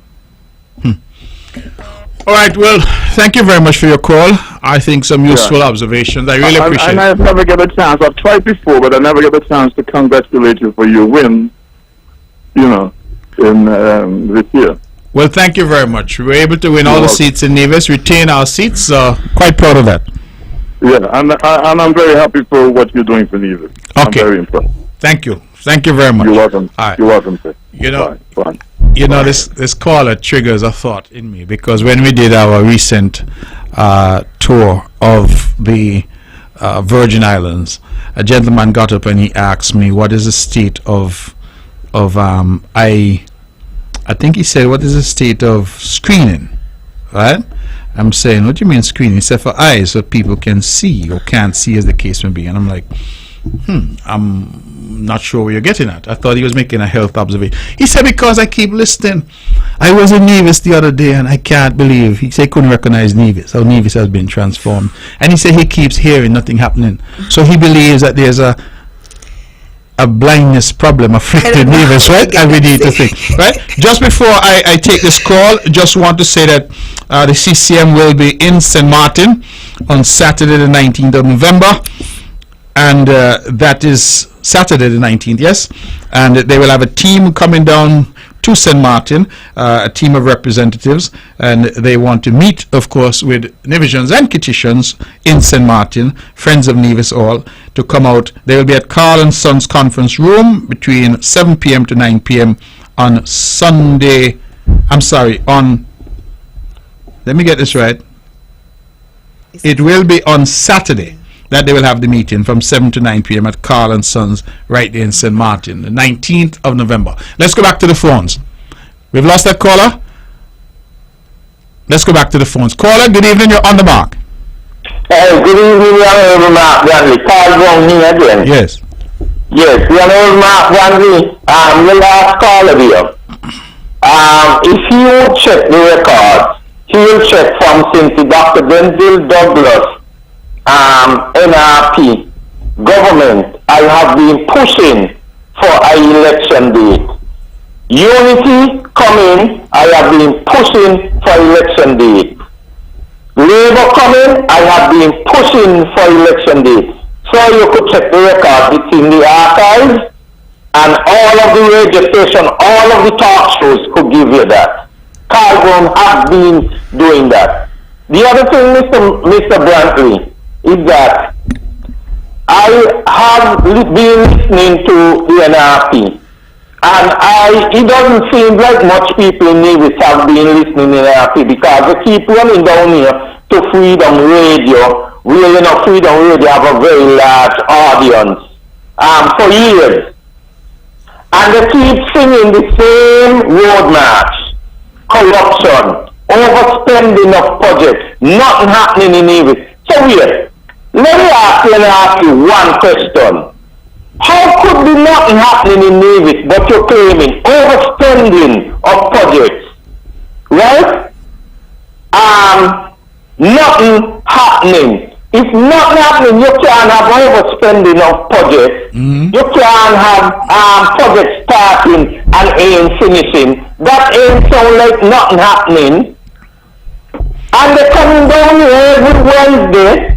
Each candidate, for the past I would say 9, 11, 13 years. The different candidates come down here and sing the same tune, the same road march, and every election they still lose worse and worse and come to the children, whatever.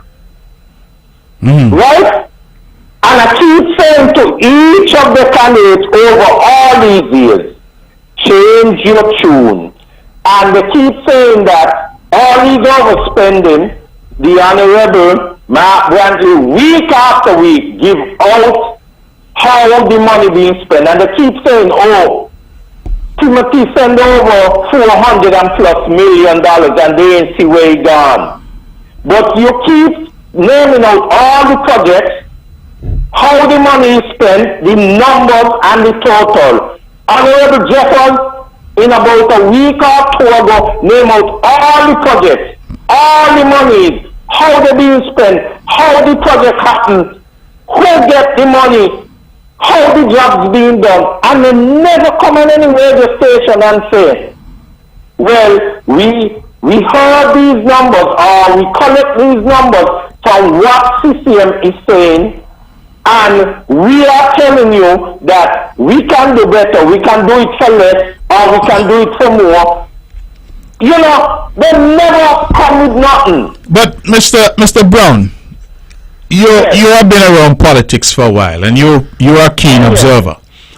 Over 30 years. Okay. One of the things that has surprised me is that the NRP keeps saying they don't know where money was spent. But there is a budget document prepared every single December. Yes. And that budget document sets out how much was spent. If there was overspending, what the overspending is. It sets out how much you received, what the revenue was, what the expenditure was, what the plans and programs are. And in fact, I will say it tonight again because I keep saying it. The NRP got into office in Nevis in 2006. Under our constitution, it is mandatory that each year the Auditor General must produce an independent audit of the government's finances.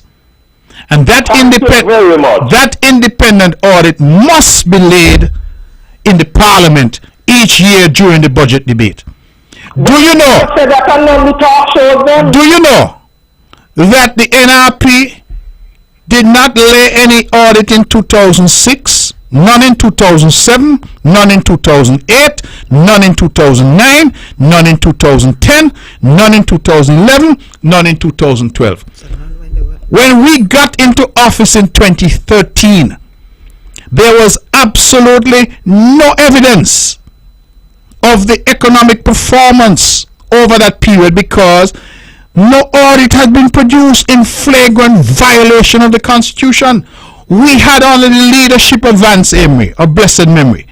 We had to recreate the accounts and bring the Auditor General to do the work to bring all of those years up to date before we could get now back into constitutional rectitude.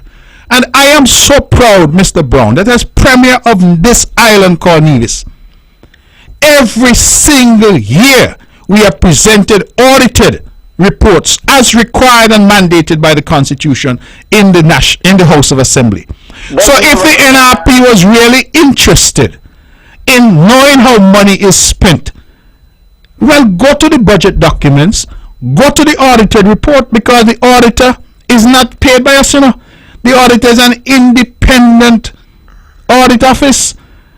Under the Constitution, it's independent, and the auditor's report tells you if Public Works was to spend 10 million and they spend 15, it will tell you exactly what was spent, what it was spent on. So when they have this ton load of noise up and down the place, oh, what the money spent on, where the money gone, I say, well, again, do they have a cognitive problem that they don't understand English? They don't understand numbers. They can't read and comprehend. And here the other complaint that they just come down here on Freedom Radio week after week, year after year, month after month, saying, oh, CCM bringing in overseas voters. NRP bringing in the same overseas voters, but when they come to Nevis and they see the progress in Nevis, they vote for CCM. My brother, it might surprise you to hear me say it, but they keep cussing the overseas voters, saying the overseas voters this and the overseas voters that. But you know, last Labor Day, September, the NRP was in New York having meetings with the same overseas voters. So I don't understand the messaging that they're sending. Because on the one hand, they keep... I win nothing in Nevis, and I keep telling Dr. Lady Daniel that I even saw last week. I said, Lady Daniel, your late father endorsed the Honorable Mark Brantley of CCM, and he was and died NRP. He was a founder of NRP? What she said when she answered? Her late father, if he was alive, he would have been very disappointed in you. But I say your late father asked the people of Nevis to vote for you, follow behind you, and that's what the people of Nevis have been doing. She said her late father will be very disappointed in you. Well, how she know that? She could talk for people who are no longer here? I'm going to give some other people that chance to call it. I'm gone. But I don't understand that, because that is the problem. You're speaking for people who have passed on what they would do and what they wouldn't do. We know what they did during their lifetime. And during their lifetime, the Right Excellent and Right Honorable Dr. Sir Simran Daniel endorsed me. So you can't erase that. My grandmother supported me. You can't erase that. So I don't understand this debate about if people were alive, people would say this and people would think that. That is folly. But the caller is making a good point. The NRP has some talking points which, when examined, don't make sense. If you say that for the last few years you don't know where money was spent, it means you're not reading the budget. It means you're not reading the independent auditor's report that by law has to be, see my language. They didn't do it because they were in breach of the Constitution. But by law, the auditor's report has to be tabled in the Parliament. And it has, under this government, been tabled every single year.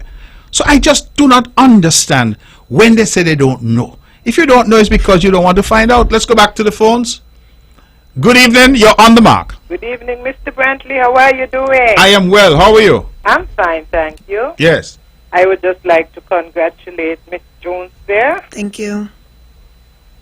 And she has done a good job in the sitting of the House. I try my best. And she's a great person. I've heard so many things good about her. So, darling, don't worry. Don't worry. Let them talk. And Mr. Brantley, you too, let them talk. While they're back, you roll the blue machine, okay? Well, how come you ain't call me darling too? Oh my, good night, darling. Okay, well, that's better. Thank you. Because I don't get jealous easier. Thank you so much. We appreciate it. Appreciate the call. Yes, okay. Then. All right. Thank you. Have a nice night. Okay, you too. Okay. Ladies and gentlemen, we have 12 minutes left. We're taking your calls. 869-469-1616. 869-469-1700. But just going back to Mr. Brown, I think he makes a useful observation. Whatever station the NRP chooses to go on, Sinkit station, I don't know why they in Sinkit, to be honest with you, because nobody in Sinkit is voting over here, but they spend a lot of time down there. Nevis stations, wherever they go, the message is the same. It was the same last election, it was the same election before that, and the one before that. Talk about Mark Brantley all day, all night. Talk about Mark Brantley. Talk about he cooking, he sucks, he this, he that, he did. Just talk. And I'm saying, at what point does a bulb go off in your head? I think it was Einstein, they say, who said, if you keep doing the same thing expecting a different result, that is the definition of insanity. So at what point does a bulb go off in your head and say, boy, this strategy ain't working, you know? Let us try something new. And new people come. It looks like they have a manual that they have to read. If you want to be in an app, you have to read this manual. And you know what I find? Anybody who jump up and say they don't like Mark Brantley, they push them to the front of the line. We got some disgruntled CCM members, right, who become spokespeople for the NRP overnight. To the point where NRP soldiers, you can't even hear them because they're in the back now. Been pushed in the back. Let's go back to the phones. We have 10 minutes left. Good evening, you're on the mark. Hello? Caller, are you there? Okay, doesn't look like that caller is there. We'll try again. Callers, 869-469-1616. Let's try this call. Good evening, caller. You're on the mark. Hello? Good evening, Mr. Brantley. Yes, you're on the air. Go ahead. Congratulations, Latoya. Thank you. And I wanted to bring home the bacon for CCM. I will. Mr. Brantley, Yes, my dear. the leader for NRP, don't like poor people. Hmm. The reason why I say that, right? Her brother have a young man from church ground named Calvin, 20, suffering for 12 years now. Calvin get injured on his job site, and he refused to help Calvin. The matter end up in court, Mr. Brantley. The judge then asked him to compensate the young man. He refused. He carried the matter to the Privy Council. They turned him down. Come back here to the judge. The judge here tell him he has to pay him some money by the ending of August. And up to now, not a cent. He did a young man. He has his wife, he has his children, he has his mortgage to pay. Nothing. And then she's saying she for poor people? Let them go where they're going, man. Let she go tell she better compensate the young man. The young man suffering for 12 years now and nothing. What kind of heart she got? And she know about it. Well, that's what make they would never win the election in Navy. Well, I hear the pain. Grass and back all the time. Well, I hear the pain in your voice. I think I recognize the voice, and I'm truly sorry about that situation. But Mr. Brantley, come what me here not to compensate Calvin, you know? Yeah, well, let us hope that justice will prevail, and well, that justice will have to prevail, yes. Because remember, bad mind don't sell in shop, and I don't. Good night. All right. Well, I'm glad you're not selling shop, because some people will be selling to the shop to sell to other people. Let's go back to the phones and take some more calls. Good evening, you're on the mark. Hello, good night, Mr. Brantley. Good night. And to Senator Latoya. Good I night. just want to congratulate you on your appointment. Thank you. As Senator, and a wonderful launch you had in Bandsgat. Oh, it was truly amazing. #1 supporter in New York. Hi, Tasha. Your neighbor and friend. Hi, Tasha. Thank you. Hi. You have my support all the way. Thank you. We're going all the way with LBJ. LBJ, yes. And congratulations. Thank you. Right. Well, you're lucky, because Tasha never called me yet on the show. Tasha, I hope New York isn't too cold, and I hope you're doing well. We only have about 6 minutes left, and we'll continue to take a few calls if possible. Let's go right back to the phones. Good evening, you're on the mark. Good evening, how are you, General? I'm okay, thank you. You know the best spin bowler come out of Brunei, right? Who you mean, Pombi? By me, what Pombi? Who you put me? You and Sagam. Who's me? Bomba, how me? You don't know me, right? Oh, Bomba. Pombi was gonna spin bowler now. Me want to know who Bomba you're talking about. By the best leg spinner come out of bowling. Pombi was a legend to us. He was really class. Alright, tell me. I just called to say something simple. We play 10-10 game, not a 20-20. Yes. And I don't get a lot of cussing tomorrow, and I go work and I go happy. I tell guys from Nevis and think it. The only thing CCM, oh Lord, sorry. NRPD for the last 10 years, they try to rebuild. Then I rebuild, they try. That's the best thing to do for the last 10 years. That's all I got to say for now. Give somebody else a minute. Alright, thank you very much. Thank you for the call. But even that, let's go back to the phones. You have somebody holding? Okay. Good evening, caller. You're on the mark. Hi, good evening. This is Carol Rollins. Hi, Carol. How are you? I am fine. I'm calling to congratulate Latoya. Thank you. And I know that you're going to do a good job, and to let you know that I'll be there very soon. I can't wait for you to So get to here. continue hitting the roads, hitting St. Thomas's, and getting the people their minds ready. Voting time comes, they know who to vote for. Yes. I'll see you in the next week or so. Can't wait. And I will continue to do the work. All right, Carol, travel safely, and we hope to see you soon. When you said she coming next year? No. Next week or so? Yeah. Okay. All right, I got to make sure, because I'm looking at election dates. I want to make sure she's here, so I got to I work think things out. everybody's waiting for that, you know. Let's go back to the phones and take some more calls. Good evening, you're on the mark. Good evening, Dr. Sheriff. I'm home. Ah, you home, I'm going out to my grandson. and I hear you win. Yes, MVP player. What, he scored? Yeah, Man, MVP. congratulations. So y'all got 3-2? No. What was the score? We get how much it was? 4. I think it was 4-2. 4-2 or 5-2. Something. I thought it was 3-2. Okay. Yeah. All right. Yeah. And your grandson scored, you say? Yes. Okay, my dear. Hakeem Taylor. He did the best. Congratulations. Yeah, Taya, you're doing good. Thank you. Keep up your head. Keep up your head. I will. What people say. Dr. Sheriff, good night. All right, good night. And make sure you come back next week with my scripture. Eh? Lad, I don't get them. All right, my dear. Yeah. Take care. The football was too sweet for her tonight, so she decided she definitely focused on the football. Oh yes, but she focused on the football. All right, I think we can possibly take another call, maybe just one. If somebody's on the line, let's take this caller. Caller, good evening. You're on the mark. Caller. Yeah, I think you're on a mobile phone. That happens sometimes. Please try again.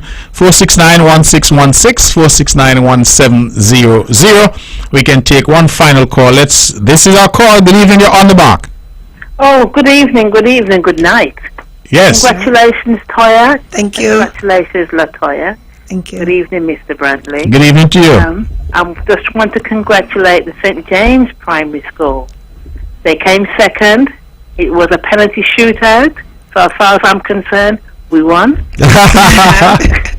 Anyhow, for the small school to have a penalty shootout against the big school, it tells you that the small school had the big school by the throat. Of course. Yes. I'm happy for them, and I'm happy for Toya. Toya, you know who I am. Congratulations, cuz. Thank you. I'm behind you 100%. Thank you. Keep going forward, and enjoy the rest of the evening. All right, thank you very much. You're getting even English people behind you 100%, because this is a call.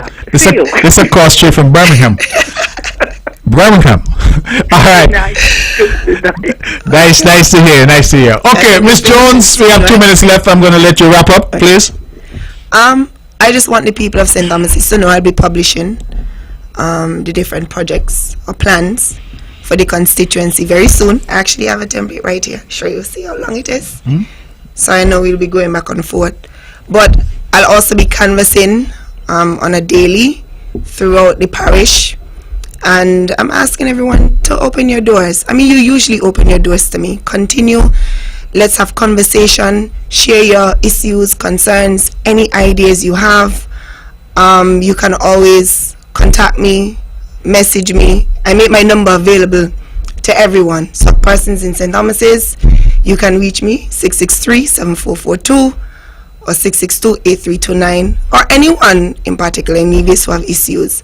I usually try to help everyone, and I also work as special advisor. So I just want to say to the people of St. Thomas's, change is coming, but change can only come through you going to the polls and voting for a representative who you can put your trust in, and that is me. My record speaks for itself, and if I am not in government and I've done all these things, imagine what I can do for St. Thomas's once elected. And so I continue to encourage you to just stay focused on those who are coming with their negativity and confusion. Just ignore them. You have a right to vote for who you want to vote for. On an election day, it's between you and God. So you make the right decision for you, your family, and for the parish of St. Thomas's.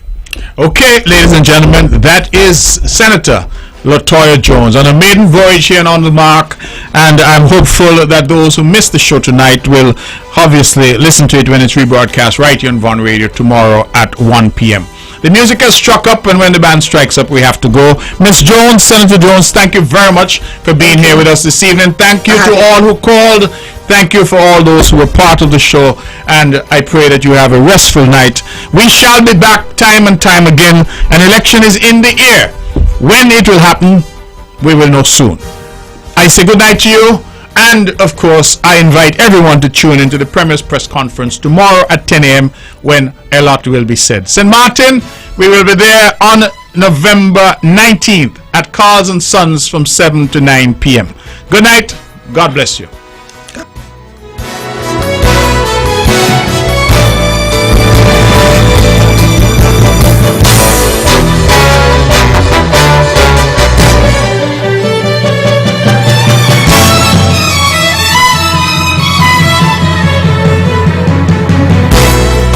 Views and opinions expressed on the preceding program were solely those of the participants and do not necessarily reflect the views of the Nevis Broadcasting Company.